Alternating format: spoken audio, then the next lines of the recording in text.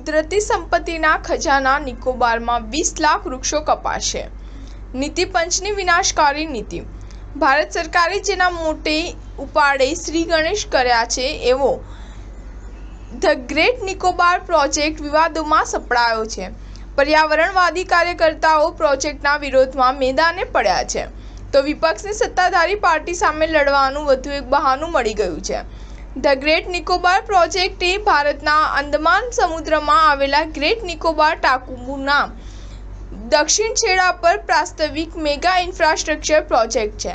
આંદામાન અને નિકોબાર ટાપુઓ ભારતના કેન્દ્રશાસિત પ્રદેશ ગણાય છે। 72,000 કરોડ રૂપિયાના આ મેગા પ્રોજેક્ટની સંકલ્પના ભારતના વિકાસ માટે કાર્યરત સરકારી સંસ્થા નીતિ આયોગ દ્વારા રજૂ કરવામાં આવી છે। આ પ્રોજેક્ટ આંદામાન અને નિકોબાર ટાપુઓ સંકલિત વિકાસ નિગમ દ્વારા વિકસાવવામાં આવી છે।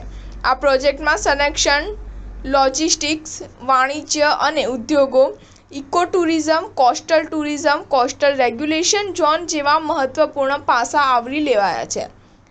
પ્રોજેક્ટ અંતર્ગત 4 મોટા બાંધકામો થવાના છે, જેમાં ટ્રાન્સશિપમેન્ટ ટર્મિનલ, આંતરરાષ્ટ્રીય એરપોર્ટ, 16,610 હેક્ટરમાં ફેલાયેલો ગેસ અને સોલાર પાવરનો પ્લાન્ટ અને 3 લાખ લોકો રહી શકે એવા 2 શહેરોના બાંધકામનો સમાવેશ થાય છે।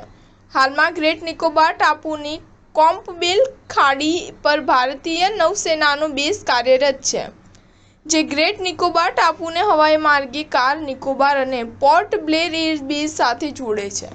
સ્ટાર ન્યૂઝ 7 હંમેશા સચ્ચાઈની સાથે।